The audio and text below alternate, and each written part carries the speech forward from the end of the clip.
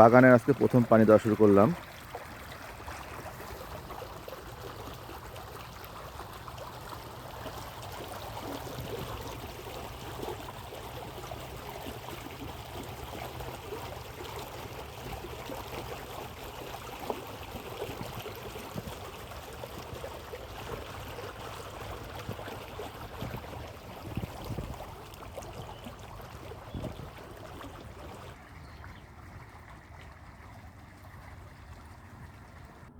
এবার নতুন পাতা, পুরাতন পাতা সবগুলোতেই মুকুল এসছে।